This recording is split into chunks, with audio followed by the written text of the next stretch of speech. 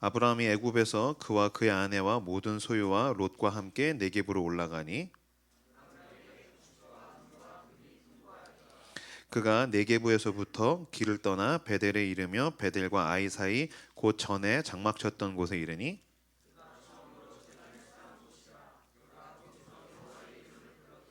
아브라함의 일행 롯도 양과 소와 장막이 있으므로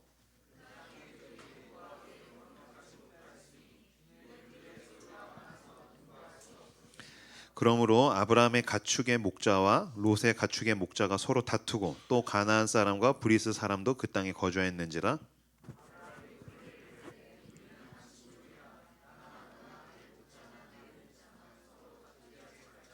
내 앞에 온 땅이 있지 아니하냐. 나를 떠나가라. 네가 좌하면 나는 우하고 네가 우하면 나는 좌하리라.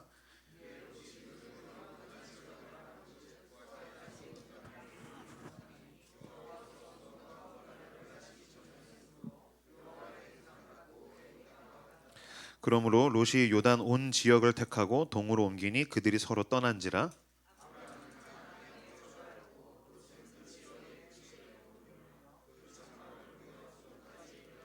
같이 읽겠습니다. 시작.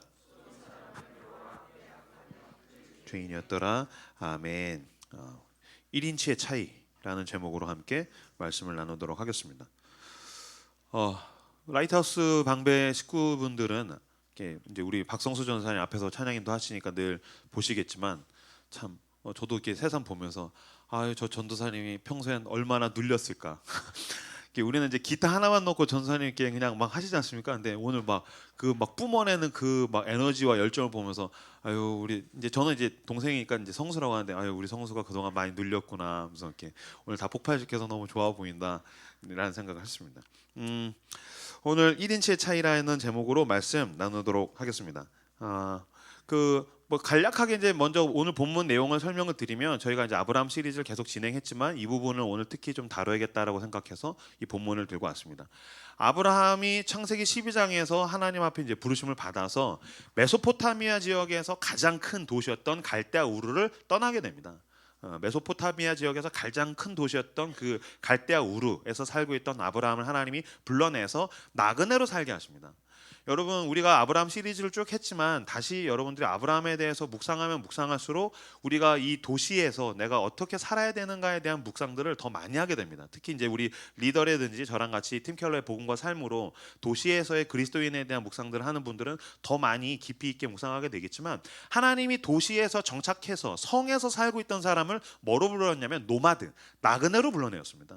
그러니까 원래 안정적이었었어요. 굉장히 직업도 안정적이고 소유도 안정적이고 사실 현대인들이 추구하는 거 다 그런 거 아닙니까? 안정적인 것, 안정적인 직업, 어떤 안정적인 어떤 보유하는 재산, 어떤 안정적인 인간관계, 그다음에 내 체력도 좀 더 안정적이었으면 좋겠고 그런 안정성에 대해서 우리는 다 추구하고 있는데 하나님은 안정적이던 사람을 불러내서 불안정성 속으로 불러내셨다는 거예요. 끌고 가셨어요 나그네로. 그래서 어디로 가면 됩니까? 그랬더니 가나안이라는 거기에 내가 젖과 꿀이 흐르는 약속의 땅이 있으니까 와라 그랬어요. 갔어요. 그러면 갔으면 그 가나안 땅에 웰컴, 웰컴 투 더 가나안, 잘 왔어요. 여기가 하나님이 약속하신 당신의 땅이야라고 해야 되는데 갔더니 자기가 살던 동네보다 훨씬 후진 동네예요. 훨씬 후지고 더 가난하고 별 볼 일 없는 동네고 게다가 황무지고요. 그나마 황무지인데 거기 다 사람들이 살고 있었어요. 그러니까 이거 완전히 어떻게 아브라함 입장에서 봤을 땐 하나님이 엿먹이신 거죠. 그래서 이제 끌고 나와서 보니까 땅도 없어요. 나 어디로 가야 되냐? 막막하니까 거기서 제단을 쌓고 주의 이름을 부르면서 남방 쪽으로 가다가 애국 가고 애국 가 가지고서 마누라 팔아먹고 이제 마누라 팔아먹었다 그랬더니 제 아내가 싫어하더라고요. 아내를 속여서 이제 누이라고 해가지고서 그죠? 그런 사기를 치고 그다음에 이제 또 하나님이 이제 뒷수습 해주니까 또 여기저기 쫓겨다니면서 그렇게 흐르고 흘러가지고 창세기 13장까지 온 거예요. 근데 참 희한하죠. 하나님은 이후에 사라가 죽을 때까지 땅을 소유한 적이 없습니다. 아브라함은요, 사라 그 부인이 죽을 때까지 땅을 자기가 소유한 적이 없어요. 그러면 끝까지 뭐였다는 거예요? 나그네였다는 거예요. 노마드였다는 거예요. 그 희한하지 않습니까? 그럼 가난했습니까? 아니요. 오늘 본문에 보니까 소유가 계속해서 늘어났대요. 소유가 계속해서 늘어나는데 하나님이 아브라함이 땅을 사도록 내버려 두지는 않으셨어요. 땅을 살만하면 또 흉년이 오고 그래서 또 어디 도망가게 하셨다가 도망갔다 사고 치면 또 수습해서 다시 끌고 오고 하나님이 어떻게 가지도 못하고 오지도 못하고 그 애매한 사이에 계속 끌고 가게 하시는 거예요. 마치 이거 요새 우리 20대 후반과 30대 초반의 삶 같지 않습니까? 어디로 갈 수도 없고 올 수도 없고 제 얘기를 나보고 어떻게 하라는 거야. 막 그 하여튼 노마드적인 삶 거기에다가 계속 하나님께서 아브라함을 처하게 하셨다는 거예요. 그 나그네로서 하나님께서 왜 그렇게 하셨을까? 제가 묵상하는데 하나님이 그걸 알려주고 싶으신 거예요. 너가 진짜 의지하고 있는 게 땅이냐, 네 소유냐, 성이냐, 아니면 나냐, 이 얘기를 하나님이 하고 싶으신 거예요. 어쨌든 여기 사경에 올 정도면 어느 정도 성경에 대해서 알고 있거나 좀 신앙이 있으신 분들이니까 좀 더 말씀을 드리면 이후에 이거는 어디서도 그대로 반복됩니까? 모세가 출애굽한 백성들이 40여 년간 계속해서 하나님 따라서 뱅뱅 나그네로 살게 되죠. 그리고 하나님께서 어떤 사람을 쓰실 땐 꼭 뭐를 통과하게 하시죠? 광야를 통과하게 하시죠. 그러니까 이제 힘들면은 왜 우리도 그 노래 부르잖아요. 맨날 광야를 지나며 뭐 주님만이 뭐 내 도움 되시고 그 찬양 부르잖아요. 나그네로 살게 하시는 거예요. 광야로 가게 하시는 거예요. 그 광야라는 원어가 에레스토포모스라는 말인데 어떤 물리적인 사막을 의미하지 않고요. 아무것도 없는 곳이라는 뜻을 의미해요. 아무것도 없는 곳. 왜 거기 가게 하십니까? 왜 하나님의 사람을 나그네로 만드십니까? 왜 하나님의 사람을 불안정하게 만드십니까? 뭘 배우라고요? 하나님만 의지하는 법을 배우게 하시려고 그러네요. 그러니까 하나님이 좀 신사적으로 와서 야 이렇게 뭐 학습시키시고 너 나 의지해 알았어 이렇게 성경 공부하고 그러신 분이 아니십니다.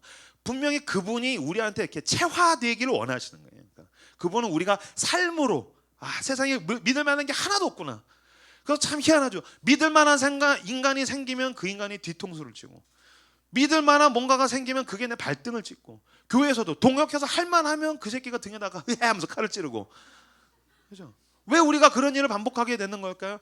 그러면서 우리는 점점 더 뭐를 의지하게 됩니까? 세상에는 내가 의지할 게 없구나.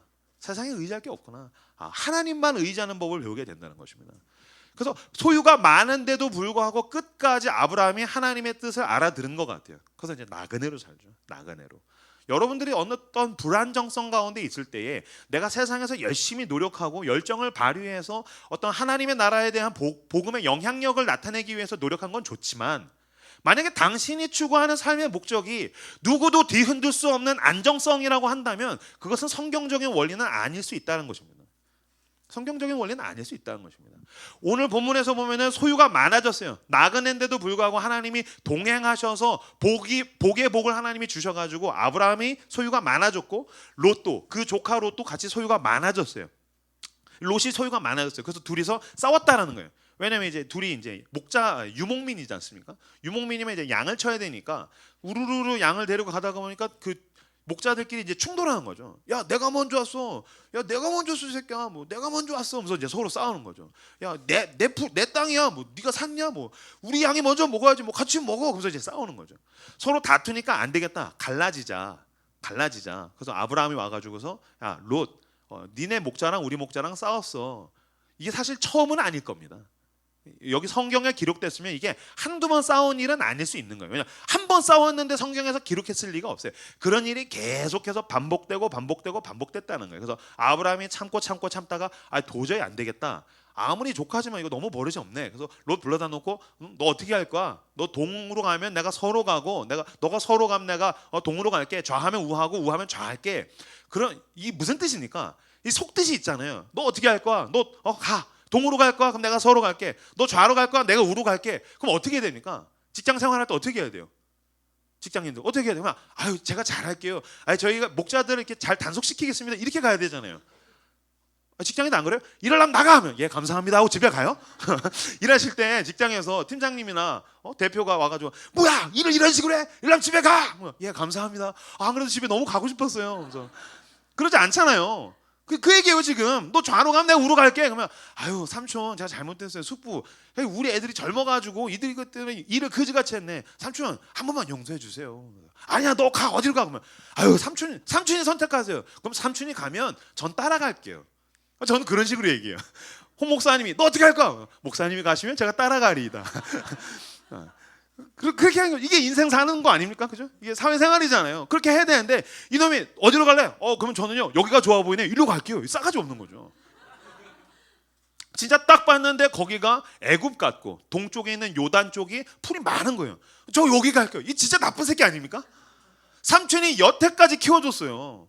여태까지 아버지가 안 계시니까 삼촌이 걷어가지고 키워줘가지고서 삼촌 덕분에 양들이 많아지고 목자도 많아졌는데 이 싸가지 없는 놈이죠. 너 어디로 갈래? 딱 보고 와 여기 좋네. 저 일로 갈게요. 아주 버릇없는 놈이죠.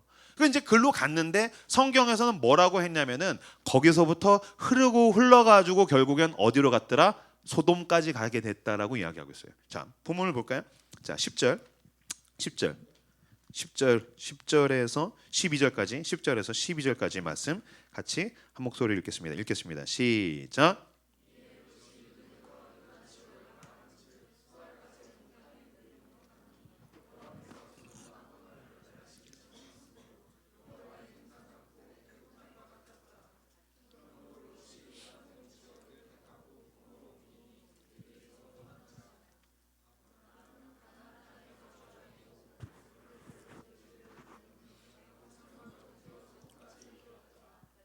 아멘. 13절도 읽겠습니다. 시작. 소돔 사람은 여호와 앞에 악하며 큰 죄인이었더라. 아멘.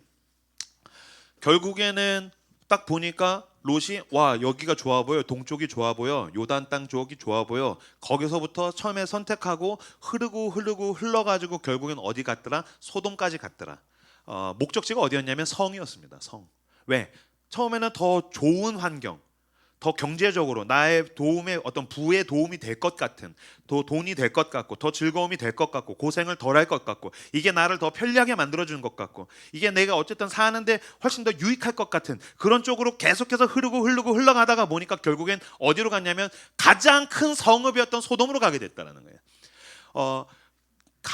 가다가 보니까 롯이 알게 된 게 있습니다. 무엇입니까? 그 필드, 들판, 광야, 이쪽은 황무지. 아무리 풀이 좋아도 이 필드는 위험하다라는 거예요. 그럼 난 어디로 가야 돼요? 성으로 가야겠다는 판단이 온 거예요. 그래서 가장 큰 성으로 들어간 것입니다.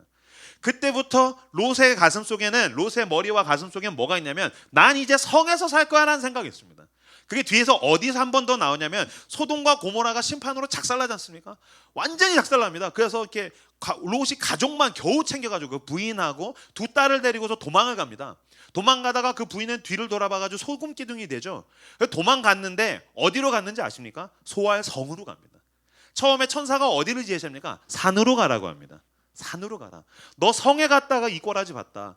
네가 그렇게 좋아하던 즐거움들, 네가 그렇게 좋아하던 어떤 물질적인 것들, 네가 그렇게 좋아하던 인생의 달콤함들, 그 화려함이 너를 이렇게 만들었다는 걸 너가 왜 모르냐? 넌 다시 하나님만 의지하게 된 그 산으로 가야 된다라고 이야기했어요. 천사가 넌 산으로 가라. 근데 아니요, 산에 가면 위험할 것 같아요. 저 소알성으로 가게 해주세요 라고 얘기했어요. 끝까지 롯의 가슴에는 뭐가 있었던 거예요? 성에 가면 나는 뭔가 안정적일 것 같아. 성이 나를 지켜줄 거야 라는 생각을 끝까지 버리지 못했다라는 거예요. 그리고 되게 재밌는 건 뭐냐면 나중에는 아브라함이랑은 이후로는 갈라지게 됩니다. 아브라함이랑은 쌩까게 돼요. 제가 봤을 땐 아브라함도 마음이 상한 것 같아요. 아브라함이 마음이 상한 것 같아요. 왜냐면은 이 조카가 전쟁을 해가지고 그때 어떤 고 중동 지역에 전쟁에 나서 롯이 포로로 잡혀갔는데 그거를 318명을 끌고 가가지고 찾아오거든요. 그 정도로 조카를 사랑했는데 가서 찾아오고 나서 보니까 얘가 소돔에서 살면서 내가 알던 옛날의 그 롯이 아니라는 생각을 왠지 하지 않았을까라는, 이건 어쨌든 이명규 목사의 추정입니다. 신학적인 근거가 많지는 않은데 내가 봤을 때 왜냐면 전쟁을 300명을 데려가서 목숨을 걸고 아브라함이 꺼내 왔거든요. 구출해 왔어요. 근데 왜 같이 살지 않았을까? 왜 다시 롯은 그 아브라함을 찾아가지 않았을까? 소돔과 고모라가 심판을 당해서 작살이 났는데 왜 아브라함은 그 롯을 다시 찾아오지 않았을까? 얘가 옛날에 내가 알던 걔가 아니다. 내가 늘 같이 살아오던 그 롯이 아니야 라는 생각을 하지 않았을까라는 생각을 하게 됐어요. 그 후로부터 완전히 이제 둘이 인생이 갈라지기 시작합니다. 그 아브라함의 인생과 롯의 인생이 완전히 그 후로 완전히 쭉 갈라지기 시작합니다. 마치 어떤 대나무를 쪼개면 처음에 찢는 게 힘들죠. 처음에 갈라뜨리는 게 힘듭니다. 근데 그 어려운 갈라지는 그 힘을 발휘하고 나면 그때부터 한 번에 쭉 찢어지죠. 그럼 다시는 붙을 수 없습니다. 그럼 쭉 찢어지는 그것을 뭐라고 얘기합니까? 파죽지세라고 얘기합니다. 처음에 뜯는 게 힘들지 뜯어지기 시작해서 가속이 붙어버리면, 뜯어지는 힘이 붙어버리기 시작하면 완전히 나눠진다는 것이죠. 그게 이제 파죽지세라고 얘기하는데, 롯과 아브라함이 그 후로 완전히 갈라지게 된 것이 아닐까라는 생각을 제가 하게 되었어요. 그 중국 영화에 보면, 무술 영화에 굉장히 자주 등장하는 클리셰가 있습니다. 그게 이제 어떤 영화냐면 특히 그 레인, 비, 그 한때 이제 비가 최고 아닙니까? 그 세대 아닌가요? 나만 늙었나요? 그렇죠? 비가 한때 최고였잖아요. 지금의 이제 막 봉준호 감독이 막 상 타고 막 난리 났지만, 한때 그 비가 레인이 It's Raining 막 그거 부르면서 막 다 이렇게 라이방 쓰고 다니고, 나만 늙었구나. 그런 시절이 있었어요, 여러분. 근데 이제 그때 이 비가 헐리우드에 가서 영화를 찍었어요. 그때 우리나라가 난리가 났어요. 한국 배우가 헐리우드 가서 영화 찍었다. 그래서 막 난리가 났었어요. 그 영화 이름이 뭐였냐면 닌자 어쌔신이라는 영화였어요. 닌자 어쌔신. 그래서 비가 닌자로 나와요. 되게 쪽팔리죠. 한국인인데 일본 닌자로 나오는 그런 영화예요. 근데 여기에 딱 중국 영화의 그 주인공과 악당이 어떻게 이렇게 발생하게 되는가 과정에 대한 클리셰가 여기 그대로 나와요. 설명해드리면 그거예요. 어렸었을 때 한 스승 밑에 두 제자가 있어요. 두 제자. 흰색 옷을 입고 있는 제자랑 검은색 옷을 입고 있는 제자. 그러니까 딱 구분하기 쉽게 한 놈은 흰색 옷 입고 무술을 하고, 한 놈은 검은색 옷 입고서 꼬맹이인데 둘 다 그렇게 무술을 해요. 둘이 처음에는 어떻습니까? 같이 시작합니다. 그래서 같이 뛰어놀고, 같이 훈련하고, 같이 밥 먹고, 막 같이 어깨 동무하고 막 그래요. 처음에는 같이 출발해요. 같이 시작해요. 같이 훈련해요. 같이 고생해요. 같이 밥 먹어요. 같이 웃어요. 같이 울어요. 근데 자라나는 과정에서 둘이서 조금씩 틈이 생기기 시작해요. 조금씩 갈라지기 시작해요. 뭐 뻔한 거죠. 뭐 어떤 검은색 도복을 입은 제자가 흰색 도복을 입은 애를 좀 질투한다든지, 아니면 흰색 애가 너무 재능이 뛰어나다든지, 아니면 또 어떤 스승님이 좀 편애한다든지. 그 편애하는 스승은 나쁜 놈 아닙니까, 그죠? 근데 이게 막 편애한다든지. 그래서 조금씩 갈라져요. 그러다가 이제 검은색 도복 제자 속에서 어떤 분노, 어떤 절망, 좌절, 막 이런 게 이제 막 커지는 거죠. 그래서 어느 날 저녁에 드디어 꼭 그런 날엔 저녁엔 비가 내리죠. 비가 내리는 저녁에 검은색 도복이 스승님이 자고 있는데 슬금슬금 와서 스승님의 차에다가 약을 타고 스승님이 자고 있을 때 목을 졸라서 죽인 다음에 무림 비급을 훔쳐가지고 도망가려는데, 그때 흰색 도복이 야 너 뭐 하는 거야? 그래서 또 흰색 도복을 공격을 해가지고 쓰러뜨리고 도망가지 않습니까? 그날 저녁이 딱 그런 날이죠. 둘이 완전히 갈라지게 되는 날, 쫙 찢어지는 날. 그날이 딱 그 비 내리는 저녁이 흰색은 주인공이 되고 검은색은 악당 두목이 되는 그 출발점이 바로 그날 저녁이죠. 그 비 오는 날 저녁. 그래서 그리고서 나서 이제 복수를 하겠다고 흰색 도복이 열심히 훈련을 해가지고서 찾아갔더니 옛날에 알던 그 검은색 도복이 악당들의 두목이 되었다. 이게 중국 영화에서 나온 딱 클리셰 아닙니까?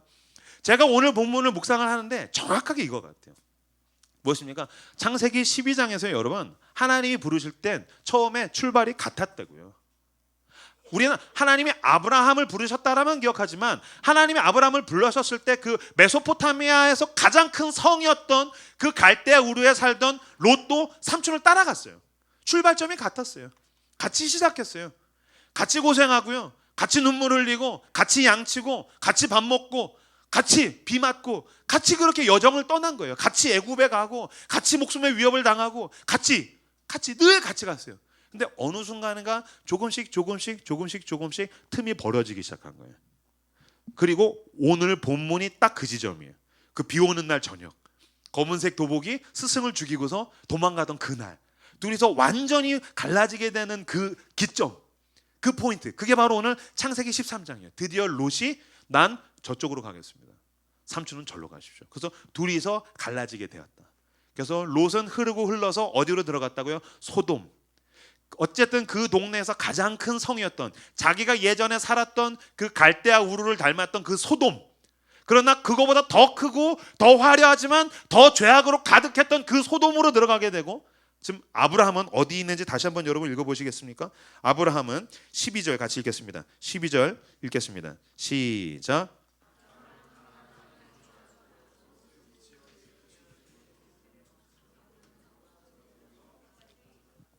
아멘. 롯은 그 지역의 도시들에 머무르며 그 장막으로 옮겨 흐르고 흘러서 소돔까지 이르렀더라. 근데 12절 초반에 보십시오. 아브라함은 가나안 땅에 거주하였고. 아브라함은 가나안 땅에 거주하였고. 이거 되게 이상한 겁니다. 왜요? 아브라함은 여러분 수십 년간 양치기로 살았던 사람이에요. 유목민의 족장으로 살았던 사람이에요. 그러니까 아브라함이 딱 봤을 때 어디에 가야지 내 양을 더 어떤 확대 재생산 또는 내 재산을 불릴 수 있을 것인가, 어디에 가면 양들이 더 자식을 잘 낳고 번식하고 번성할 수 있을 것인가, 아브라함이 몰랐을까요? 아브라함 바보입니까? 아닙니다. 아브라함 당연히 알고 있었습니다. 저기로 가야지 내 양들이 훨씬 더 많아진다. 저쪽으로 가야지 내가 더 부자가 된다. 저쪽으로 가면 내 재산이 더 증식될 것이다. 아브라함도 알고 있었습니다.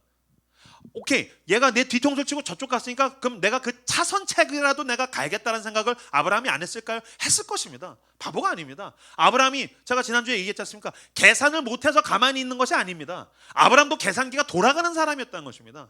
누구보다도 계산기가 잘 돌아가는 사람입니다. 그런데 어떻게 했다고요? 가나안 땅에 그냥 머물렀다는 것입니다. 가나안 땅에 그냥 머물렀다는 거예요. 왜 그럴까요? 하나님이 거기에 있으라고 했기 때문입니다. 하나님이 거기 있으라고 했기 때문에. 빡쳐가지고 너 어디로 갈 거야? 너 동으로 가면 나 서로 가고, 너 서로 가면 나 동으로 갈 거야. 그럼 동으로 갔으면 서로 갔었어야죠. 내가 못 갈 줄 알아 새끼야? 나 더 좋은 데로 갈 거야. 갔었어야죠. 근데 그냥 머물렀다는 거예요. 왜? 가려고 하다가 보니까 하나님의 뜻이 어디에 있지? 질문하고 하나님께 묻고, 그러다가 보니까 주저하다가 그래도 하나님이 나한테 움직이는 말 안 했는데 나는 움직이지 않겠어. 그래서 그냥 그 가나안 땅에 머물렀다는 것입니다. 무슨 뜻입니까? 롯에게 고려사항에는 하나님이 없었는데 아브라함의 고려사항에는 하나님이 분명하고 선명하게 있었다는 것입니다. 자기 인생의 여정에서 나그네 인생길을 살 때에 내가 어디로 가야지 잘 살고, 어디로 가야지 잘 먹고, 어디로 가야지 잘 입고, 어디로 가야 결혼을 잘하고, 어디로 가야지 편리하고, 어디가 나에게 좋을까, 아브라함도 알고 있었는데 아브라함의 고려 대상의 제일 우선에는 하나님이 있었던 것입니다. 하나님, 내가 옮겨도 되겠습니까? 근데 하나님이 말씀하지 않았더니 아브라함은 그냥 그 땅에 바보같이, 매우 바보같이 머물렀던 것입니다. 그럼 롯이 가면서 뭐라 그랬겠어요? 우리 삼촌은 융통성이 없어. 그러면서 갔겠죠.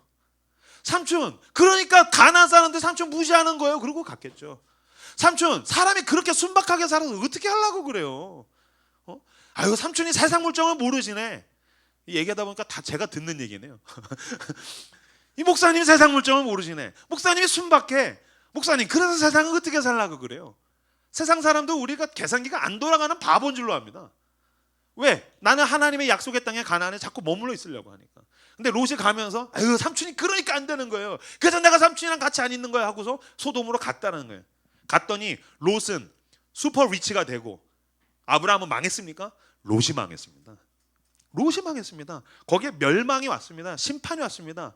그래서 그 도시가 멸망하면서 자기가 가지고 있던 아마 도시에 들어갔다라는 건 그 전에 유목민으로서 갖고 있었던 모든 양이나 이런 것들을 다 팔아서 아마 도시에 정착했을 가능성이 굉장히 높습니다.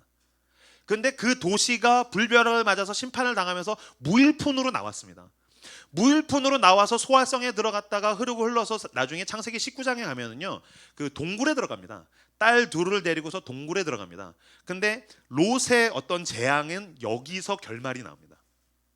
출발점이 창세기 13장이 둘이 갈라지는 출발점, 흰색 도복과 검은색 도복이 갈라지는 출발점이 창세기 13장이라고 한다면 악당이 어디서 대장이 되는가, 악당 대장이 어디서 나타나냐, 창세기 19장에서 나옵니다.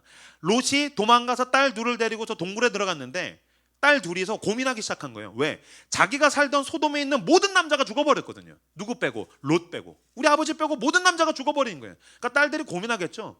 우리는 어떻게 그럼 결혼해? 자식은 어떻게 하나? 우리는 어떻게 자손을 낳을 수 있어? 생각해보니까 남자가 없잖아요. 그 언니랑 딸이서 둘이서 논의하죠. 언니 어떻게 할까? 동생 어떻게 할까? 남자가 없잖아. 그러게 이러다가 우리가 과부로 죽을 수 있어. 우리가 방법을 쓰자. 그래서 정말 끔찍한 방법을 사용합니다. 뭡니까? 아버지에게 술을 먹이고 아버지를 겁탈하자는 거예요. 그거 아시죠? 성경에 있다 보면 깜짝 놀랍니다. 롯의 두 딸이 동굴에 들어가가지고 아버지한테 술을 먹이고, 큰 딸이 첫째 날, 다음 날은 그 둘째 딸, 번갈아서 아버지를 겁탈한 거예요. 그래가지고 자식을 임신을 하게 되죠. 그래서 나온 아이들 이름이 모압이랑 암몬.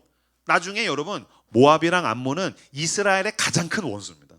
그 내가 얘기했죠. 흰색 도복이 주인공이 되고 검은색 도복이 악당 대장이 된다니까요. 모압 암몬 족속이 악당 대장인 거예요. 그게 창세기 19장에서 보면은 그 롯의 두 딸이 아버지를 겁탈해 가지고서 나온 아이들입니다. 창세기 19장 읽으면은 경악합니다. 깜짝 놀랍니다. 아니 어떻게 이런 일이 있을 수 있어? 어떻게 딸들이 아버지한테 이럴 수 있어? 저도 이게 해석이 안 되는 거예요.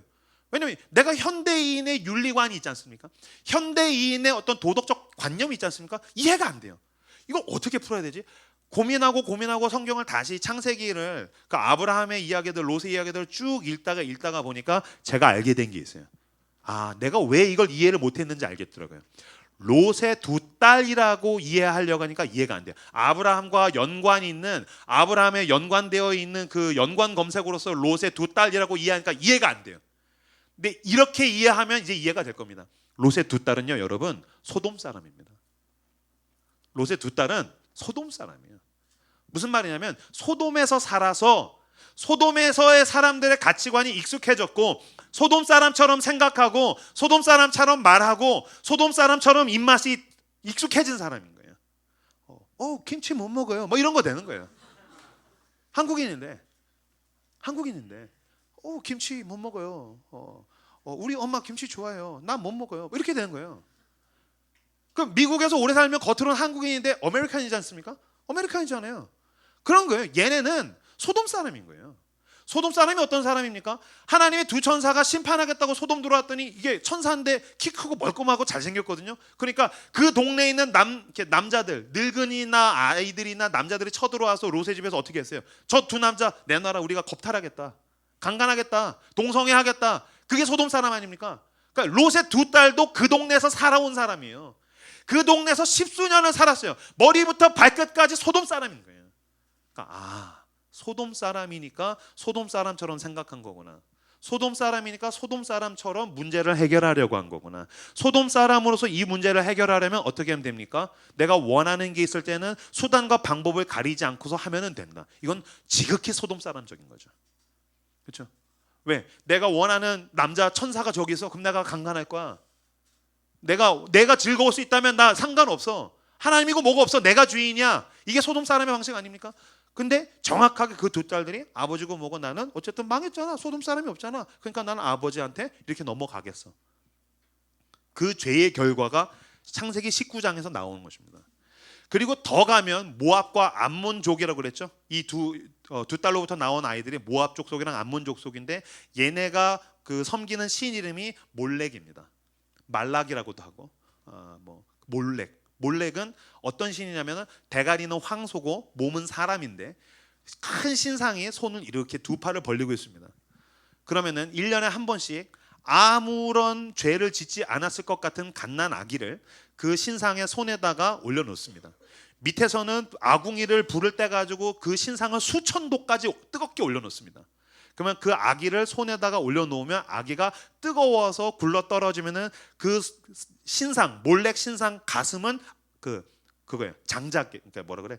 아궁이 여기 불타는 거예요. 그러니까 들어와서 아기가 죽는 거예요.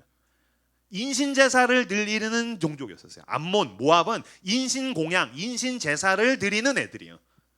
이 현대인으로서는 이해가 안 되죠.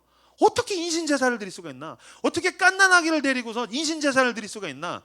그런데 어떻게 인신 제사를 드릴 수가 있나? 우리가 봤을 땐 이해가 안 되는데 걔네는 굉장히 그게 합리적인 것입니다. 어떨 때 인신 제사를 드렸습니까? 풍년을 원할 때 인신 제사를 드렸습니다. 결혼을 하고 싶은 사람들이 집단적으로 우리가 좋은 결혼을 하게 해주십시오라고 할 때 인신제사를 드렸습니다. 전쟁하기 직전에 인신제사를 드렸습니다. 배를 타고 항해하기 전에 인신제사를 드렸습니다. 왜 그렇습니까? 내가 원하는 욕망을 이룰 수 있다면 다른 사람 하나 죽이는 거는 아무 상관이 없다. 나의 유익을 위해선 누군가 희생양이 너가 되었으면 좋겠다. 아기가 되었으면 좋겠다. 남이 되었으면 좋겠다. 우리를 위해선, 나를 위해선 누군가 하나 죽어도 상관없는 것 아니냐? 근데 여러분, 이거 우리는 완전히 그렇지 않다라고 얘기할 수 있습니까? 자기의 즐거움을 위해서 타인을 희생양으로 만드는 것들, 내가 즐거울 수 있다면, 내가 잘 될 수 있다면 누군가 하나 짓밟는 건 아무렇지 않아. 이게 확장되면 인신제사로 갈 수도 있다는 것입니다. 다만 요새는 직접적으로 죽이지 않고 그 사람이 자살을 하거나 댓글 테러로 그 사람이 자살을 하거나 그 사람이 외면을 당하거나 외로움 속에서 혼자 죽어가거나 독거노인이 돼서 죽거나 가난함 속에서 죽거나 그렇게 죽어갈 뿐이지, 종류는 조금 다르지만 우리도 누군가를 죽거나 말거나 상관없이 나의 유익을 위해서 살아가는 것 비슷할 수 있다라는 것이죠. 어찌됐건 다시 돌아왔을 때 그 끔찍한 결말, 그 롯의 그 끔찍한 결말의 시작이 어디서부터 왔다고요? 이 창세기 13장 요 1인치의 차이, 무엇을 바라보는가, 여기서부터 시작돼서 그 한쪽의 결말에서는 창세기 19장에 그 두 딸의 겁탈이 나오고 넘어가면 암몬과 모압의 인신공양이 나왔다는 것입니다. 여러분 그 봉준호 감독이 그 얘기 했지 않습니까? 1인치만 넘어가면 더 좋은 영화들을 볼 수가 있다. 그래서 아카데미상까지 탄 거 아닙니까? 그래서 제가 차용한 겁니다. 1인치의 차이. 1인치의 차이. 당신이 바라보는 그 세상을 향한 시각, 근데 그게 1인치의 차이가 하나님을 향하게 되고 그 1인치의 차이가 소돔을 향해 갈 수도 있다는 것입니다. 지금은 티가 안 나죠. 지금은 1인치에 불과하니까, 지금은 몇 센치에 불과하니까, 지금은 사실 내 속에서 동기를 숨기면 겉으로 드러나는 그 하루하루는 별반 다를 바 없어 보입니다. 똑같이 교회 다니고 똑같이 기도하고 똑같이 은혜 받고 똑같이 서울에서 경기도에서 수도권에서 살아가는 사람들끼리 봤을 때 그 하루는 큰 차이가 없어 보입니다. 그러나 당신은 알고 있습니다. 나에게서 조금씩 벌어지는 그 1인치의 차이가 어디에 있는지, 내 마음에서 1인치의 차이가 나고 있고 내 머릿속에서 그 1인치의 차이가 나고 있어요. 어느 순간은 내 말이 1인치의 차이를 내고 있고 내가 가는 곳들이 조금씩 바뀌기 시작하는 거예요. 그 1인치의 차이가 벌어지면 창세기 19장에 가게 되고 더 벌어지면 더 멀리 갈 수도 있다는 것입니다. 복음이란 무엇입니까? 1인치는 괜찮겠죠, 뭐 5mm는 괜찮겠죠가 아닙니다. 우리는 끊임없이 그 마치 라디오 틀 때 이렇게 주파수 맞추지 않습니까? 89.1. 그럼 89.2는 괜찮나요? 0.1 차이니까? 아니요. 정확하게 89.1에다가 맞춰야 맑은 목소리가 나옵니다. 그죠? 정확하게 89.1에다가 맞춰야지 맑은 목소리가 나는 거지. 89.2는 괜찮아요? 89.3은 괜찮아요? 아니요. 그 주파수를 정확하게 하나님의 음성이 오는 곳에다가 맞추는 것입니다. 그것이 신앙입니다. 날마다 내 삶의 주파수를 예수 그리스도에게 맞추는 것입니다. 아브라함도 어긋납니다. 아브라함도 사고칩니다. 아브라함도 삐뚤어집니다. 그러나 아브라함에게 있는 장점은 무엇입니까? 그는 늘 어찌됐든 하나님께 자기의 주파수를 끌고 와서 맞추려고 한다는 거예요. 마누라 팔아먹고 죄송해요. 또 딴 데 가서 사고치고서 죄송해요. 계속해서 끊임없이 예수 그리스도에게, 하나님에게 나의 주파수를 맞추려는 그 노력, 그것이야말로 내가 가다가 보니까 가나안에 머무르고 하나님의 땅에 머무르고 하나님의 사람답게 살게 만든다는 것입니다. 당신의 삶에 있는 그 1인치의 차이를 쉽게 용인하지 않으시는 저 여러분들 다 되시기를 주의 이름으로 축원합니다. 우리나라의 그리스도인이 기독교인이 1000만 명이라고 얘기하죠. 이게 뻥이죠. 뻥입니다. 400만 명, 1000만 명 있으면 400만 명은 이단입니다. 신천지, 그죠? 신천지. 그다음에 하나님의 교회, 장길자 하나님 엄마 거기 믿는, 분당에 사시는 장길자 하나님을 엄마라고 믿는 거기라든지 한 200~300만, 한 300만에서 400만 정도가 이단이라고들 이야기를 합니다. 개신교 신자는 한 600만에서 700만 정도로 잡습니다. 600만에서 700만. 그래도 많죠. 한 5천만 명 되는데 600~700만 명이 그리스도인이라는 것 굉장한 것입니다. 그런데 그 중에 오늘 예수님을 사랑하는 사람은 몇 명이나 될까요? 지난 주일날 교회 간 사람 말고, 돌아보면 옛날에 수련회에서 은혜 받은 사람 말고, 어디선가 선교단체에서 훈련받은 사람 말고, 저처럼 목사라는 직함을 달고 있는 사람 말고, 하나님이 목사를 찾으시겠습니까? 야, 너 목사냐? 야, 너 거룩하다. 야, 너 CCC YM 출신이냐? 야, 너 경건하다. 야, 너 제자 훈련했냐? 야, 너 대단하다. 야, 너 멋있다. 주님이 누구 찾으실까요? 당신을 사랑한 사람 찾지 않으시겠습니까? 관계라는 게 그런 것 아닙니까? 제가 제 아내와의 사이에서 제일 중요하게 여기는 게 뭐겠어요? 당신은 아내고 난 남편이야. 나는 선생이고 넌 제자야. 그런 건가요? 당신 아내고 난 남편이야. 이건 그냥 명분이죠. 사랑이 중요한 것 아닙니까? 둘이서 사랑한다라는 것. 둘이서 사랑한다는 게 제일 중요한 것이죠. 내가 만약에 여보 침대맡에서 내가 당신이 해달라는 거 다 해줄게. 돈도 주고 마사지도 해줄 수 있고 애들도 보여줄 수 있고 다 해줄 수 있어. 근데 내가 당신을 사랑한 지 한 1년이 넘은 것 같아. 이 사랑 고백입니까? 내가 모든 걸 다 줄게. 근데 내가 널 사랑하지 한 1년 넘었어. 생각해보니까 작년 여름에 수련회 때는 좀 사랑했던 것 같아. 처음 널 만났을 때는 하긴 첫눈엔 반했지. 그때는 사랑했던 것 같아. 이 사랑 고백입니까? 아니죠.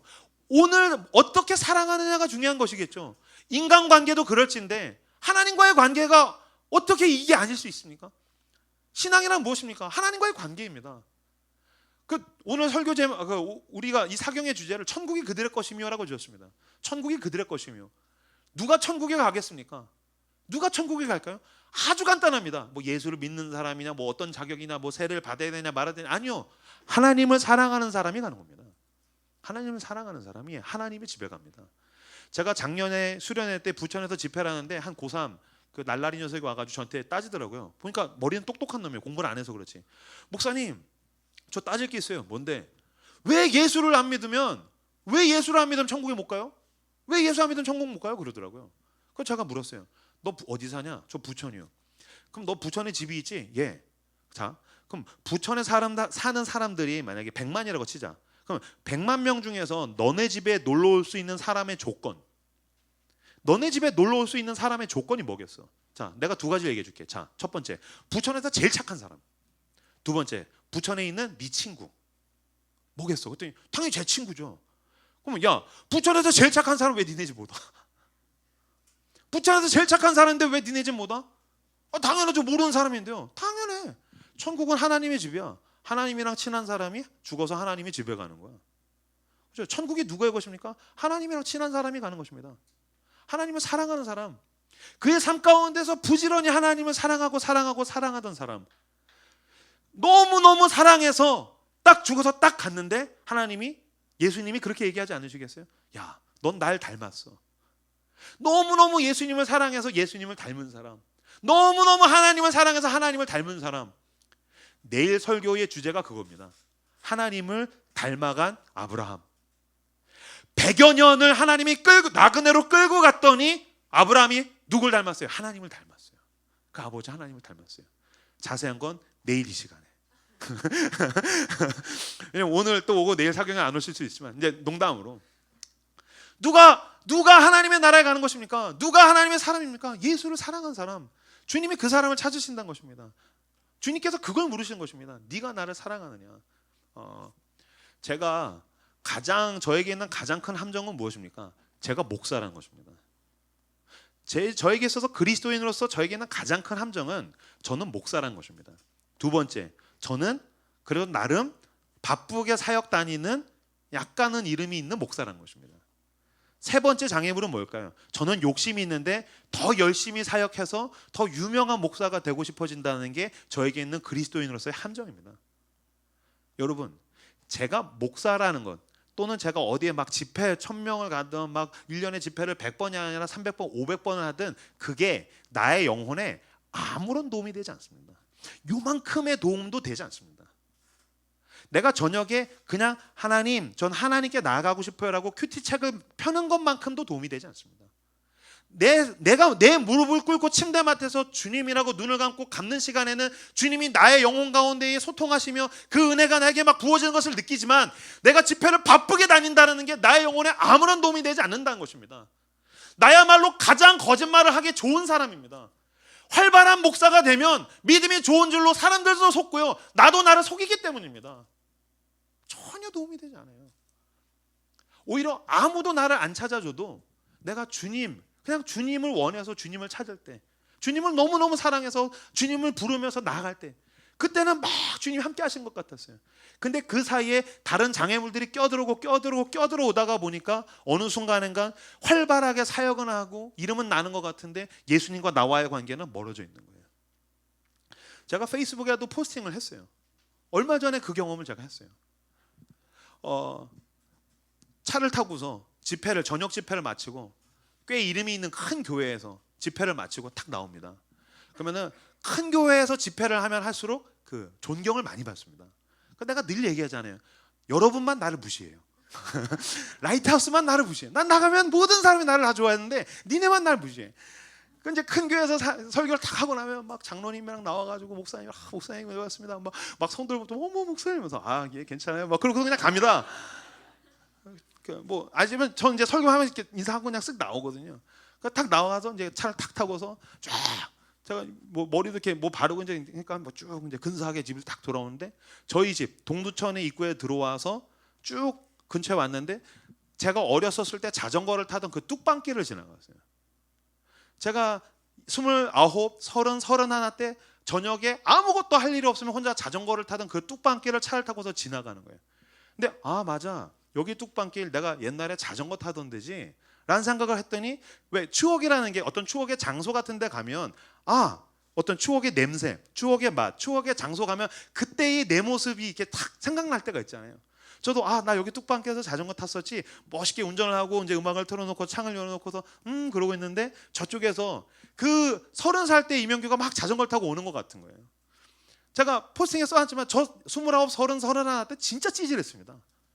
그냥 학원에서 아르바이트해서 돈 벌어서 동두천에 있는 청소년애들 밥 세 먹이고, 뭐 집 나간 사람 찾아달라면 가서 집 나간 애 찾아오고, 술 먹고서 뭐 술값 없다고 하면 또 가가지고서 그거 해결해주고 와가지고 이렇게 후드로 패고 있고, 막 수염 기르고 야인처럼 하고 다니고, 제가 지난주에 설교했잖아요. 막 보일러 고치는 사람이냐는 얘기 맨날 듣고 다니고, 그러고 찌질하게 그러고 다녔었어요.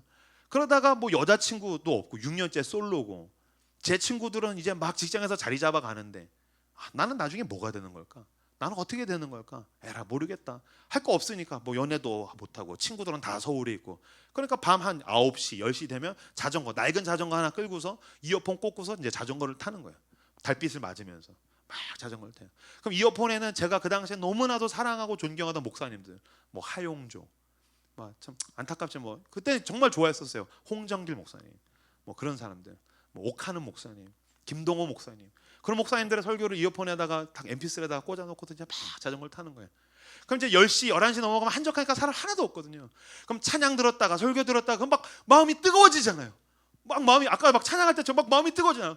그러면 막 찬양을 들으면서 혼자 막 소리 질러, 막 예수를 믿어라 하면서, 주님께서 임재하십니다, 여러분 마음을 여십시오, 지금은 성령의 때입니다 하면서 막 혼자 소리 질러. 그러다가 막 마음이 뜨거워지잖아요. 그러면 이제 자전거를 집어 던지고 막 벤치에 올라가서 막 혼자 설교하는 거예요. 오늘 요셉을 보십시오. 요셉이 막 설교를 막 해요. 그러다가 막 벤치에서 설교하는데 저쪽에서 막 누가 조깅을 하잖아요. 그러면 가만히 앉아 있어요. 가만히 앉아 있어요. 가만히 앉아 있다가 조깅하는 사람 지나가거나 다시 일어나서, 여러분 요셉은 굴하지 않았습니다 그래서 막 혼자 또 막 설교를 하는 거예요. 막 회개할지어다 어째 그 죄를 내버려 두십니까 여러분. 막 그럼 내 눈앞에서 막 청소년들은 울고 있고 막 뒤집어지고 막 아멘 하고, 막 찬양팀 나오십시오, 막 네 뒤에 막 찬양팀 막 나오고, 막 집회 기도합시다 막 그럼 기도하고 막 혼자 부흥을 막 하는 거예요. 막 뜨거워져서 막 혼자 울고, 막 그럼 또 이제 다시 이어폰 꽂고서 또 이제 막 자전거 타고 혼자 가고. 그래서 주님 감사합니다. 주님 너무 주님 너무 좋은 거예요. 예수님이 너무 좋은 거예요. 누구에게라도 예수님을 전하고 싶고, 누구에게라도 가가지고 예수님이 날 사랑한다는 이야기가 너무 하고 싶은 거예요. 예수님이 너무 좋고 예수님을 너무 사랑하고 예수님에 대한 이야기를 누구에게라도 막 하고 싶은데 아무도 날 불러주지 않는 거예요. 아무도 날 찾아주지 않는 거예요. 그래도 뭐 상관없었어요. 왜? 전 예수님이 너무 좋았어요. 예수님이 너무 좋았어요. 예수님이 좋아서 사역 시작했어요. 예수님이 좋아서 아무도 나한테 시키지 않았는데 성경 공부를 시작했고, 전도를 했고, 내 돈을 쓰기 시작했고, 내 시간을 썼고. 왜 그랬습니까? 예수님이 좋아서 그랬어요. 나 같은 죄인을 그분이 사랑하신다는 사실이 내 가슴에서 날마다 뛰어가지고 제가 견디지를 못했었어요. 제가 29, 30, 31 아무도 몰라줬는데 상관없었어요. 예수님이 날 사랑했기 때문에. 그럼 이제 그렇게 막 자전거를 타고서 그 길을 지나다니던 길이에요. 근데 42살이 돼서 근사하게 차를 몰고서 창문을 열어놓고 음악을 틀어놓고 쭉 가는데 저쪽에서 30살의 이명규가, 찌질한 이명규가 자전거를 타고서 막 오는 거예요. 쓱 스치는 것 같은 거예요. 왠지 그 청년이 여기 쓱 지나가는 것 같은 거예요. 그 찌질한 청년이 딱 보면서 혼자 그때 그랬지, 그치, 그때 아무도 몰라줘, 그때 그랬지. 그리고서 딱 돌았는데 주님이 내 마음에다 말씀하셨어요. 형규야, 난 그때 네가 참 좋았어. 형규야, 난 그때 네가 참 좋았어. 아무것도 없어서 나만 사랑하던 그때 네가 참 좋았어. 제가 차를 옆에다 세워놓고 펑펑 울었어요. 주님 죄송해요. 주님 죄송해요. 제가 주님의 일을 하느라고 주님 사랑하지 못했어요. 제가 당신의 일을 한다고 하면서 벌어지는 그 1인치의 차이들 계속해서 벌어져 가면서 마치 예수님을 굉장히 사랑하는 사람인 것처럼 하지만 나는 알잖아요. 내가 주님을 어떻게 사랑하는지, 내가 그분을 얼마나 열렬하게 뜨겁게 사랑하는지 나는 알잖아요. 아무도 몰라도 나는 그 차이를 알거든요. 제가 옆에다 차 세워놓고 펑펑 울었어요. 주님 어떻게? 내가 그때 그렇게 당신이 좋아서 사역을 했는데 나는 지금 무엇을 위해서 이렇게 사는 겁니까? 목사가 뭐가 있다고? 주님 내가 당신을 사랑하게 해주십시오. 내가 당신을 더 사랑하게 해주십시오. 펑펑 울었어요. 여러분, 주님이 찾으시는 사람은 어떤 사람입니까? 세상에서 막 당신이 예수의 이름으로 뭔가를 주님께 이루어드린다고 하면서 어느 순간인가 주객이 전도됩니다. 계속해서 벌어지다가 나는 소돔까지 흘러갔는데 내 안에 예수가 없는 것을 까마득하게 모르고 있다면 너와 나도, 당신과 나도 롯이 될 수 있다는 것입니다. 롯의 차이가 무엇입니까? 롯은 하나님을 대면하여서 알았던 적이 없었다는 거예요. 롯은 자기의 주파수를 하나님께 맞췄던 적이 없었다는 거예요. 그 1인치가 계속해서 벌어져서 소돔까지 흘러갔는데 내 안에 하나님을 향한 사랑이나 하나님을 향한 말씀이나 그 하나님의 은혜 같은 게 하나도 없는데 롯은 하나님과 대면한 적이 없었다는 거예요. 그게 롯에게 있는 가장 큰 재앙의 시작이었던 것입니다. 여러분에게 묻겠습니다. 여러분 하나님과 대면하고 있습니까? 주님과 대면하고 있습니까? 주님 앞에 나아가십시오. 예수 그리스도가 하나님과 우리 사이의 중보자이십니다. 중보자는 하나입니다. 예수님 하나면 족합니다. 예수의 이름으로 당신의 하나님 앞에 서십시오. 하나님께서 당신을 부르셨습니다. 당신과 대면하고 싶어서 부르신 것입니다. 이명규 목사의 근사한 설교에 감동받아서 돌아가는 것이 아니라 이명규 목사를 통해서 당신은 당신의 하나님 앞에 대면해야 됩니다. 롯에게 있는 가장 큰 문제는 무엇이었습니까? 롯은 아브라함을 따라갔지 하나님을 따라간 적이 없다는 것입니다. 아브라함은 하나님을 따라갔습니다. 롯은요 아브라함을 따라갔습니다. 그게 롯에게 있는 가장 큰 문제입니다. 그래서 각도가 그렇게 벌어지는데도 몰랐습니다. 왜? 지는 아브라함을 따라가는데 지가 마치 하나님을 따라가고 있는 줄로 착각한 것입니다. 근데 우리도 많이 그럽니다. 우리는 안 그렇습니까? 좋은 교회에 있으면 자기가 하나님을 따라가는 줄로 착각합니다. 어디 출신이면 자기가 하나님 앞에 대면하는 줄로 착각합니다. 그렇죠? 내가 홍민기 목사랑 친하다, 내가 홍민기 목사랑 밥 먹는다는 거랑 그 목사님이랑 밥 먹는다는 거랑 내가 하나님과 대면하는 건 별개일 수 있다는 것입니다. 당신의 하나님은 어디 계십니까? 당신의 하나님 앞에 언제 서셨습니까? 하나님의 근사한 사람들을 쫓아다니는 것으로 만족하지 마시고 당신의 하나님을 쫓아가시는 저 여러분들 다 되시기를 주의 이름으로 축원합니다. 요한계시록 2장 1절에서 5절을 찾아볼까요? 우리가 늘 읽었던 말씀이지만 너무나도 당연하고 뻔한 그 말씀을 다시 한번 읽겠습니다. 요한계시록 2장 1절에서 5절 말씀 같이 읽겠습니다. 시작.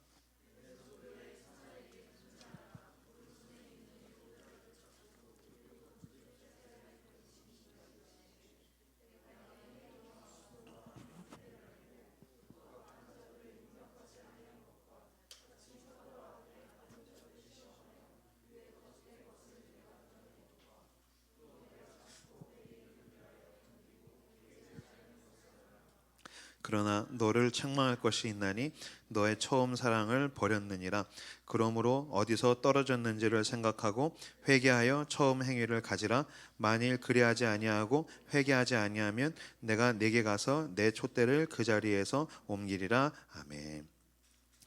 제가 다시 읽겠습니다. 에베소 교회의 사자에게 편지하라. 오른손에 있는 7뼈를 붙잡고 7금 촛대 사이를 거니시는 이가 이르시되 내가 네 행위와 수고와 네 인내를 알고 또 악한 자들을 용납하지 아니한 것과 자칭 사도라 하되 아닌 자들을 시험하여 그의 거짓된 것을 내가 드러낸 것과 또 내가 참고 내 이름을 위하여 견디고 게으르지 아니한 것을 아노라. 저를 봐주십시오. 굉장한 교회입니다. 에베소 교회는 굉장히 훌륭한 교회입니다. 왜냐하면 칭찬할 만한 것이 많은 교회이기 때문입니다. 뭐 수고하고 행위하고 또 참고 인내하고 여기서 한 단어씩 나와 있지만 초대 교회의 사람들이 예수를 믿는다고 고백하면 죽어나가고 그 당시에는 굉장히 부유한 사람들은 부유한 대로 바빴고 가난한 사람은 가난한 사람대로 죽을 만큼 힘들었었습니다. 지금보다 사실 귀족과 어떤 노예라고 했었을 때 빈부격차가 훨씬 더 큰 것이죠. 근데 그런 가운데 그들이 자신의 삶을 떼어서 수고하고 교회에다가 봉사하고 자신의 시간과 에너지를 가지고서 썼다라는 것은 굉장한 것입니다. 에베소 교회는 만만하게 볼 만한 교회가 아닙니다. 그래서 분명하게 하나님께서 그 부분에 대해서 칭찬하고 계시고, 특히 그 교회에 들어온 거짓 선지자들 또는 이제 거짓된 것을 가르치는 그 교사들을 찾아내 가지고 이단이다, 니네 잘못 가르치고 있다. 그러니까 그들은 지적으로도 굉장히 열정적인, 열망이 있는, 성경 공부를 하거나 교리에 대한 공부를 하거나 이런 부분에서도 훌륭한 사람들이었다는 것입니다. 그럼에도 불구하고 많은 것을 칭찬을 하다가 4절 5절에서 보면은 책망하십니다. 4절, 그러나 너를 책망할 것이 있나니 너의 처음 사랑을 버렸느니라. 그러므로 어디서 떨어졌는지를 생각하고 회개하여 처음 행위를 가지라. 만일 그리하지 아니하고 회개하지 아니하면 내가 내게 가서 내 촛대를 그 자리에서 옮기리라. 아멘. 4절에서 말하면 너를 책망할 게 있는데 네가 첫사랑을 버렸다, 처음 사랑을 버렸다라고 이야기합니다. 근데 여기서 말하는 처음 사랑은 우리가 어떤 시기적으로 처음 경험하는 첫사랑, 그러니까 이제 우리가 예수님을 처음 만났을 때 그때 그 뜨거웠던 기분, 이제 우리가 그런 식으로 이해해요. 그래서 다시 복음으로라고 이야기할 때 그 첫사랑, 예수님을 처음 만났을 때 어떤 그 막 어떤 열정적이고 열망하던 그때로 돌아가자 이렇게 얘기하는데, 물론 그 말도 맞지만요, 여러분. 여기서 말하는 처음 사랑의 원어는 아가페 프로테는 어떤 더 본질적인 사랑, 이것에 더 가깝습니다. 그러니까 가장 본질적인 사랑, 가장 궁극적인 사랑, 이것에 더 가깝습니다. 무슨 이야기냐면 당신을 이 자리로 오게 만들었던 그 사랑에 대한 경험, 당신을 방향, 내 인생의 방향을 뒤바꾸었던 그 사랑, 그분이 나를 사랑한다는, 나를 무릎 꿇게 만들었던 그 사랑, 내가 죽을 수밖에 없는 죄인이라는 그 실존, 죄인의 실존을 깨달았었을 때에 내가 죽어서야 그 십자가에 예수가 죽었다는 것을 느꼈던 그때 그 놀라운 사랑, 그 사랑을 너가 왜 놓치고 있느냐? 그거 없다면 무슨 뜻입니까? 그게 없다면 그리스도인이 아니라는 것입니다. 주님이 나를 얼마나 사랑하는지를 놓치고 있다면 너가 하는 모든 수고가 너의 의가 아니더냐? 그럼 너 바리새인이냐?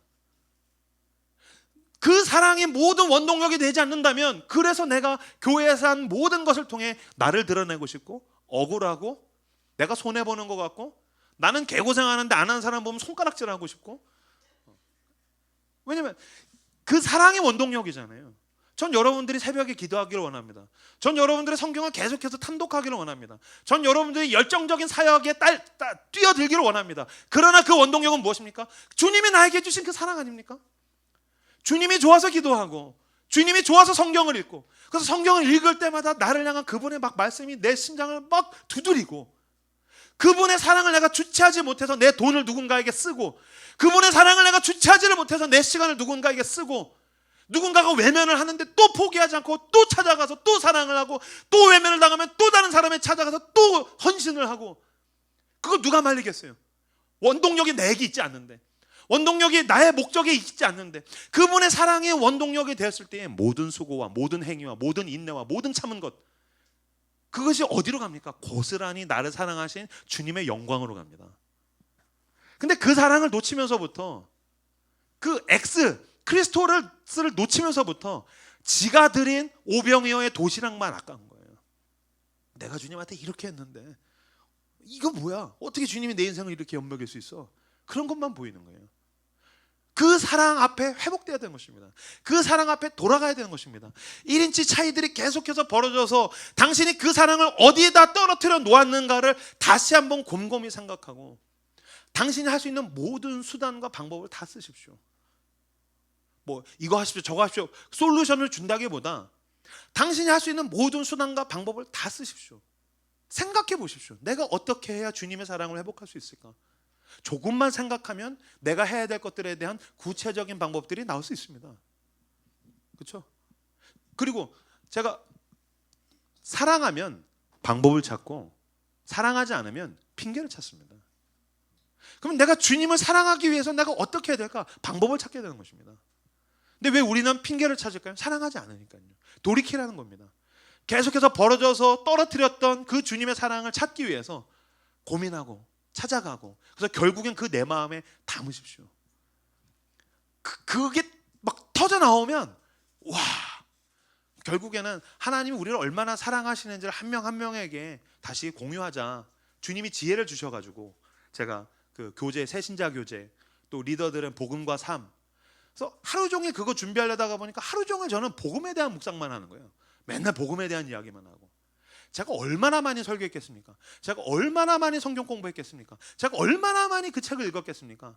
그러니까 저는 사실 이거 너무 뻔한 얘기인 거예요. 근데 그걸 준비하고 나누고 그렇게 한 2주 3주를 하다가 지난주에 차를 타고서 막 가는데, 그래 내가 복음 요새 중요하게 여기는데 복음에 대한 설교를 한번 들어보자. 한 편 듣고 아 지겹다. 두 편 듣고 아 지겹다. 세 편째 듣고서 대구 집회 가는 게 세 편째 듣다가 2시간 반째 지났는데 가슴에서 터졌어요. 가슴에서 복음이 터졌어요. 휴게소에다 차 대놓고 또 울었어요. 저는 이렇게 잘 우는 편인데 휴게소에다 차 대놓고 펑펑 울었어요. 주님, 내가 죄인입니다. 그 십자가가 내 십자가입니다. 내가 죽었어야 됩니다 하면서 펑펑 울었어요. 막 울고 주님이 날 사랑하신다. 그래, 주님이 날 사랑하신다. 뭐가 임목사 뭐가 걱정이야? 주님이 날 사랑하신다니까. 하나님의 아들이 십자가에서 죽으실 만큼 날 사랑하신다니까. 뭐가 걱정이야? 막 그렇게 혼자 소리를 지르고 나니까 깡이 생겼어요. 이 깡을 신학적인 용어로 뭐라고 얘기합니까? 믿음이라고 얘기하잖아요. 믿음이 생긴 거예요. 그래서 제가 어느 순간인가 우리 리더들, 섬기들, 임목사가 굉장히 당당하지 않습니까? 목사님 어떻게 해요? 괜찮아. 괜찮아. 리더가 아직도 부족합니다. 괜찮아. 괜찮아. 아무리 계산기 두드려도 어차피 답 안 나. 괜찮아. 주님이 우리 교회를 위해서 십자가에서 죽으셨어. 그리고 죄와 사망의 권세를 이기시고 부활하셨어. 근데 그 주님이 사랑하는 게 내 가슴에 있어. 내가 그걸 믿어. 괜찮아. 난 괜찮아요. 괜찮아요 정말. 근데 이거 없잖아요. 전 밤에 잠을 못 잡니다. 이 하나 차이야. 이거 그분이 날 사랑하신다라는 사실이 내 심장에 여전히 있으면, 내 혈관에 그리스도의 피가 내 혈관을 따라서 흐르는 그 느낌이 오면 저 잘 수 있습니다. 근데 그거 없으면 저 걱정 때문에 잠을 못 잡니다. 그 사랑을 담고서 다시 요새 그 김사부 드라마 보니까 사람이 제일 마지막에 막 펌프업을 하지 않습니까? 그래서 자가 그 호흡이 돌아와야 되잖아요. 마찬가지예요. 당신의 그 성령의 호흡이 자가 호흡으로 돌아와야 된다는 거예요. 당신 안에 성령의 충만함을 통해서 그 성령의 호흡이 돌아와야 된다고요. 그 복음이 호흡이 될 때에 괜찮은 거예요. 괜찮아, 나 이길 수 있어. 불안정해도 난 이 나그네 길을 예수를 따라서 갈 수 있어. 주님을 붙들고서 그 호흡을, 그리스도의 호흡을 하며 따라 나가시길 주의 이름으로 축원합니다. 세상은 우리로 하여금 어디선가는 그분의 사랑을 떨어뜨리게 만들어 돼 있어요. 냅두면 그분의 사랑을 집어 팽개치고 하나님으로부터 멀어지는 존재를 뭐라고 얘기해요? 죄인이라고 얘기하는 거예요. 그 제가 가장 많이 드는 예화는 이거예요. 전 초등학교 3학년 때 아버지하고 어머니하고 남동생하고 바닷가를 놀러 갔어요. 바닷가 놀러 가가지고서 이제 튜브를 빌려야 되잖아요. 근데 지금은 뭐 제 딸도 보니까 시절이 참 좋아요. 뭐 홍학도 타고, 뭐 돌고래도 막 타고, 뭐 보트도 있고, 얘가 탈 것만 한 7개인가 있어요. 7개인가 있어요. 근데 막 뭐 탈려고 하면 다 싫은 거야. 그래서 야, 이놈들이 이게 배가 불렀구나. 저 때는 라떼는 말이야. 어린이용 튜브 아니면 그 시커먼 트럭 타이어로 만든 주부밖에 없었어요. 여기 아시는 분들 계시잖아요. 왜 모른 척해? 몇 명은 알겠구만. 그래서 트럭 타이어로 만든 거 시커먼 거하고 어린이용 튜브밖에 없었어요. 그 이제 초등학교 3학년 때 가가지고 아버지가 야 어린이용 튜브서 나 이거 싫어. 큰 거 줘. 큰 거 트럭 타이어 저거 빌려줘. 아버지가 야 니 들어가면 커 안 돼. 근데 들어가면 큰데 누우면 그게 이제 배인 거예요. 그래서 아빠 큰 거 줘. 주부 시커먼 거 줘. 아버지가 안 돼. 줘 쫄라가지고서 이제 딱 받았어요. 그걸 갖다가 이제 바다에다 탁 떼어놓고 그 위에 발라당 누웠어요. 딱 누웠는데 와, 햇살은 따뜻하고 바람은 살랑살랑, 파도도 찰랑찰랑, 막 너무 행복한 거여서 좋다 그러다가 그 튜브 위에서 그대로 잠들었어요. 그 튜브 위에서 그대로 잠들었어요. 따뜻하니까, 살랑살랑 부드러우니까, 행복하니까 그 위에서 잠든 거예요. 튜브 하나 의지해서. 그리고 나서 정신을 차리고 보니까 그거 있죠, 이렇게 해변가에 보면 부표 있죠, 이렇게 줄에 부표 이렇게 떠 있어가지고 이거 넘어가면 중국에 미리국 하는 겁니다. 그거 있잖아요. 눈을 그 쎄한 감이 와가지고 왜 이러지 하고 딱 보니까 거기 있는 거예요. 큰일 났다. 딱 보니까 저쪽에 우리 아버지하고 엄마하고 남동생은 너무 화목하게 행복하게 있는 거죠. 순간 우리 아버지가 나한테 왜 이러시지? 뭐 이런 생각도 들고, 그래서 안 되겠다. 어떻게 해야 되지? 막 그러다가 이명규 생각을 해내. 그래서 오케이. 나한텐 이 튜브가 있잖아. 그러니까 이 튜브를 잡으면은 발이 닿을 수도 있어. 그래서 얼마나 깊인지 못 가고 튜브를 잡고서 발이 닿날 봤는데 안다. 이 튜브를 안다. 죽을 뻔했어. 그래서 이제 그걸 허리에다가 두르고 그때부터 제가 미친 듯이 헤엄쳤어요. 아빠 막 소리 지르면서 아빠 야 이 자식아 막 그러면서 이제 막 갔어요. 한 절반 정도 갔더니 우리 아버지가 그제서 아이고 우리 아들 떠내려갈 뻔했는데 죽을 뻔했단 말이야. 그래서 이제 아버지가 이제 날 끌고 간 거예요. 정확하게 죄가 이것과 똑같아요. 죄인의 삶이 정확하게 이것과 똑같아요. 어떻게 하면 됩니까? 어떻게 하면 어떻게 하면 죄가 커집니까? 어떻게 하면 하나님부터 멀어집니까? 가만히 있으면 돼요. 당신이 의지하고 있는 그 튜브 하나 의지해서 영적인 눈을 감으면 돼요. 누구나 이 정도 튜브는 하나 있기 마련 아닙니까? 그죠? 뭐 직장 생활은 그지 같지만 괜찮아. 나 월급날이 있잖아. 뭐 카드값은 밀려 있지만 그래도 괜찮아. 뭐 모아놓은 돈도 있고 뭐 뗄 수 있겠지 뭐 괜찮아. 뭐 난 친구들도 있고 뭐 취미 생활도 있고 레고도 살 수 있고 뭐 괜찮아.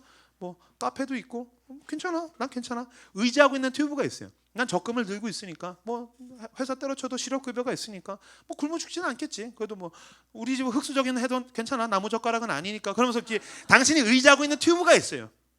누구나 자기가 의지하고 있는 튜브 하나 있기 마련이에요. 그 튜브 의지에서 영적인 눈을 감으면 내 아버지 하나님이 계신 안전한 해안으로부터 서서히 멀어지는 거예요. 나도 모르는 사이에 서서히. 절대로 나는 도전 하나님으로부터 멀어지겠습니다라는 사람은 하나도 없어요. 도전 나는 내 죄를 확대시키겠습니다. 난 더 큰 죄를 짓겠습니다라고 도전한 사람은 아무도 없어요. 롯 도전 난 소돔에 가서 멸망하겠습니다라는 게 아니에요. 냅두면 흐르고 흘러서 소돔으로 가고 냅두면 흐르고 흘러서 이 세상의 파도가 내 아버지 하나님이 계신 안전한 해안으로부터 서서히 멀어지게 만드는 거예요. 이 죄의 파도가 내 아버지 하나님이 계신 해안으로부터 서서히 멀어지게 만드는 거예요. 어느 순간인간 뭔가 쎄해서 영적인 감각이 쎄해서 눈을 딱 떴는데 경고선 가운데에 경고선 가운데에 있는 분들이 여기 아마 있을 수도 있어요. 내 삶이 지금 어디로 가고 있는 거지? 한때는 내가 하나님을 사랑했는데 내가 왜 여기서 이 짓을 하고 있지? 내가 왜 내 마음에 이런 것들을 잔뜩 담고 있지? 왜 내 생각이 이런 것들을 잔뜩 담고 있지? 왜 나는 내 눈으로, 내 입으로, 내 손으로, 내 발로 나는 왜 죄가 더 익숙해져 가고 있지? 왜 더 이상 주님이라고 불렀을 때 너무 아련해서 멀리 있는 것처럼 그분이 늘 내 옆에 계시던 것 같은 분이 왜 이렇게 아련하게 멀리 있는 거지? 그 경고선 가운데 있는 분들이 계실 거예요. 여기서 한 번 더 감으면 떠내려가는 거예요. 망망대해까지.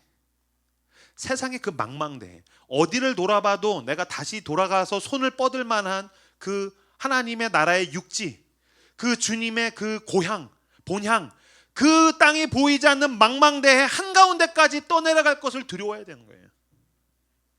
사탄의 전략은 어디 있습니까? 여러분 사탄은 절대로 믿음이 충만한 사람한테 와서 싸대기 때리면서 교회 가지 말라고 한국인에겐 그러지 않습니다.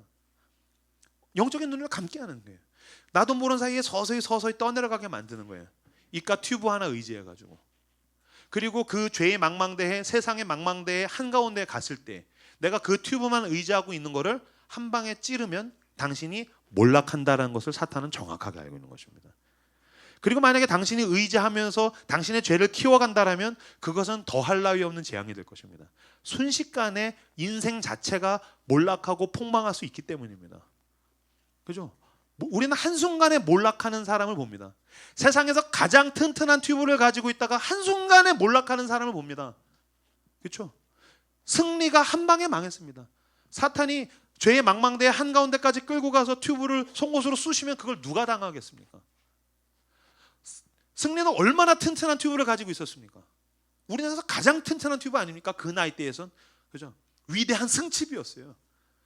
그레이스 승칩이. 그죠? 저도 와, 저 새끼는 좋겠다. 저도 와, 저 새끼는 진짜 좋겠다. 빅뱅, beat to the what to the bang bang. 게다가 But I love you, I'm so sorry 다 거짓말 그거 하고. 게다가 라면집 하면 라면집도 잘 돼. 클럽 하면 클럽도 잘 돼. 게다가 뭐 술 한 병 먹는데 뭐 1억이라고 막 그 뉴스 기사 나오고 와, 이 새끼는 삶이 로또네. 진짜 좋겠다.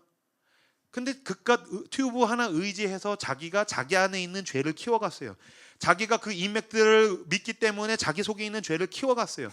자기는 괜찮다라고 생각해서 그 죄의 망망대해 한가운데까지 떠내려갔어요. 진짜 괜찮았어요? 아니요, 순식간에 망했어요. 자기는 우리나라에서 제일 유명한 목사라는 것을 의지하고 있는, 그 튜브를 의지하고 있는 목사도 한 방에 가는 거예요. 내가 의지하고 있는 그 튜브가 아버지 하나님이 계신 안전한 해안 근처에 있지 않다면 당신이 어떤 튜브를 의지하고 있든지 간에 저 멀리까지 떠내려가면 순식간에 몰락할 수 있다는 것입니다. 그렇다면 회개는 무엇입니까? 돌이키는 것입니다. 회개는 그냥 반성, 마음이 후련해졌어, 오늘 예배 드리니까 기분이 좋네 수준이 아닙니다. 내가 지금 왜 경고선까지 떠내려왔나? 이 튜브에서 방향 자체를 바꾸는 것입니다. 내가 무슨 수를 쓰든 내 아버지 하나님이 계신 저 안전한 해안으로 돌아가고 말리라. 내가 돌아갈 수 있다면 내가 어떠한 대가라도 치르리라. 주님, 내가 어디로 가고 있는 것입니까? 주님, 내가 어디로 가고 있는 것입니까? 내가 왜 떠내려가는 것입니까? 주님, 내가 변한가 모든 짓을 수단과 방법을 쓰면서 주님께로 돌아가려고 할 때 어느 순간인가 나를 저편에서 건지시는 그 구원의 손길이 우리에게 오는 것입니다. 아무것도 하지 않는 자에겐 아무 일도 일어나지 않습니다. 방향을 돌이키십시오. 회개하여서 어디다 떨어뜨렸는지를 놓고 돌이켜서 그 사랑을 향하여서 최선을 다해서 돌아가다가 그 사랑의 복음이 내 가슴에서 폭발하는 저 여러분들 다 되시기를 주의 이름으로 축원합니다. 제가 굉장히 추천하는 영화 중에 그 두교황이 있습니다. 두교황 꼭 보십시오. 넷플릭스에서 무료로 볼 수 있습니다. 두교황. 이번에 그 나무주연상을 두교황에 있는 그 마크 프라이스라는 배우, 이렇게 머리가 벗겨진 할아버지인데 여기 검버선 핀 할아버지가 받은 걸로 알고 있는데 너무너무 재밌습니다. 이 두교황은 어떤 것에 대한 이야기냐면 실제로 카톨릭이 있었던 교황 2명에 대한 이야기인데 약간 이제 영화적 상상력을 추가한 거죠. 왜냐하면 그 카톨릭은 전 세계 12억 신자가 하나의 교회입니다. 그거를 우리가 사도신경 외울 때 거룩한 공회라고 이야기할 때 이 거룩한 공회가 가톨릭이라는 단어입니다. 라틴어로 가톨릭. 그래서 걔네는 가톨릭, 우리 전 지구에 있는 교회는 그리스도의 하나의 교회다. 그래서 걔는 공교회주의 가톨릭이라고 이야기하는데, 개신교는 사실 우리도 그걸 믿는데, 왜냐면 우리도 사도신경 할 때 그거 외우잖아요. 우리도 그거 믿어요. 근데 우리는 이제 개교회주의가 너무 심하죠. 우리 교회는 우리 교회, 니네 교회는 니네 교회. 이게 너무 심해요. 근데 사실 여러분, 신천지는 아니에요. 신천지는 남의 교회입니다. 근데 온 지구의 교회는 하나의 교회입니다. 제가 라이트하우스 방배 다니다가 다른 교회 간다고 할 때 막 싸대기 때리고 지옥에 나가라 그러지 않아요. 뭐 개척교회 목사라고 놀리나 막 그러면서 이러니까 너무 본심 같네. 농담이에요. 괜찮아요.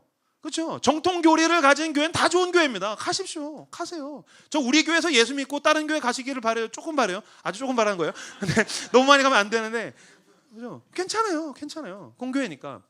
근데 이제 가톨릭은 전 세계 12억이 하나의 교회니까 거기 제1 지도자가 교황이죠. 그죠? 교황. 그래서 교황은 진짜 어떤 교회의 황제입니다. 그 거의 신과 인간의 그 가운데 있는 난닝겐이에요. 인간이 아닙니다. 그죠? 그 교황. 근데 교황은 여러분 종신제예요. 죽어야 바뀌어요.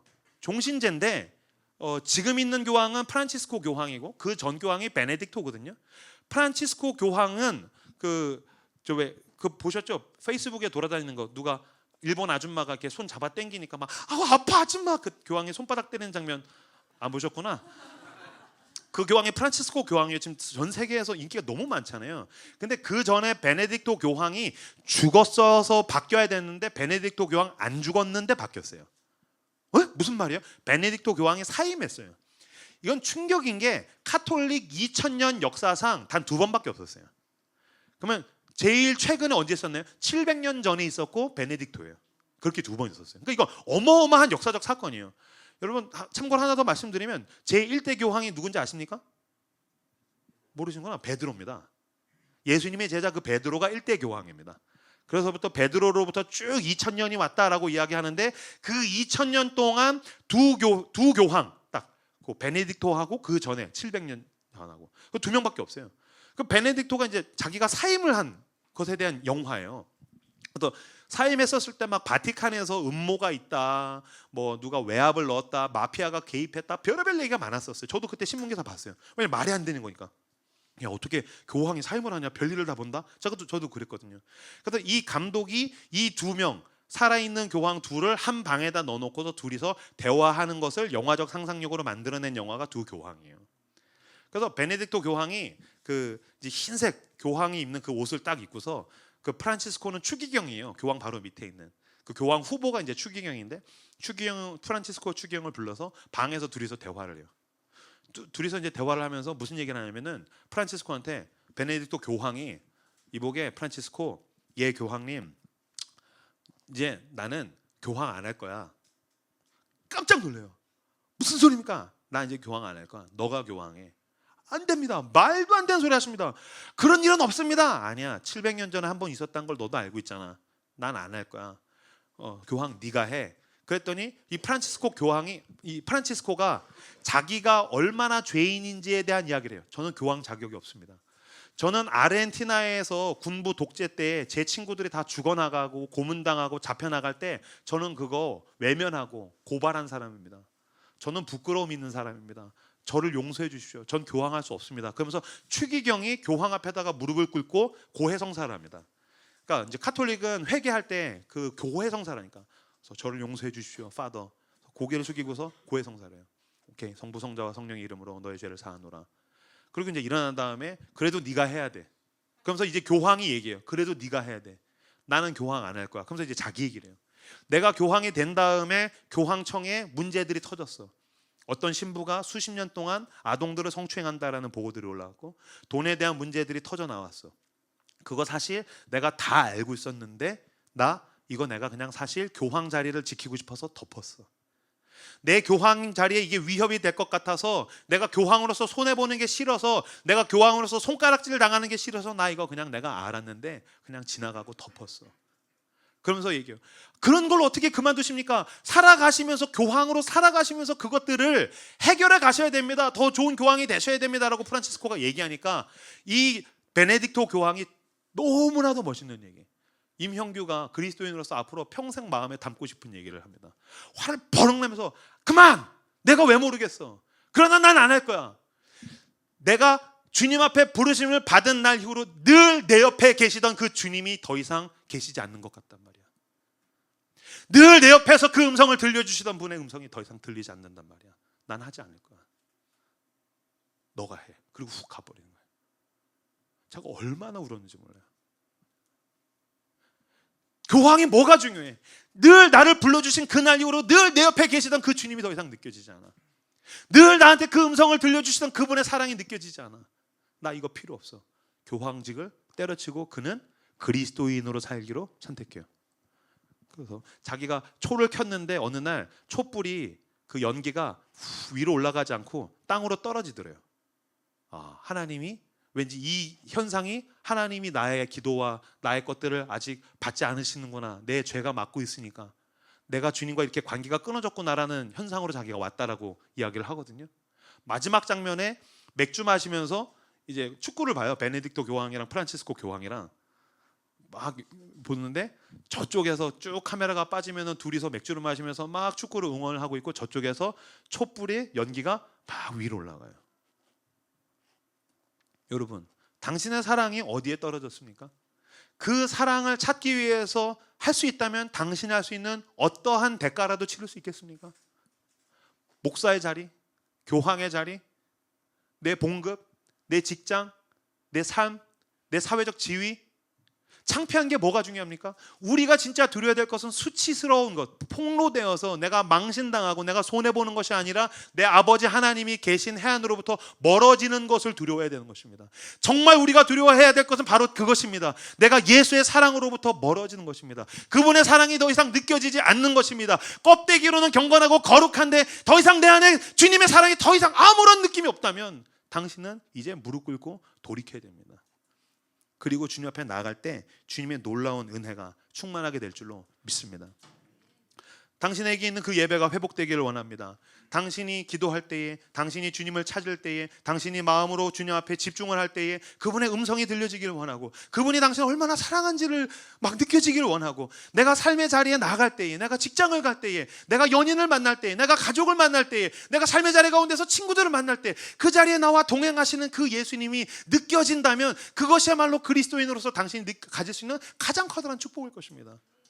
그리고 그 순간들 속에서 하나님이 당신을 붙들어서 이 소돔과 고모라보다 더 패역한 도시인 서울과 경기도가 당신을 통하여서 당신이 다니는 자리마다 하나님의 나라로 채워지고 채워질 줄로 믿습니다.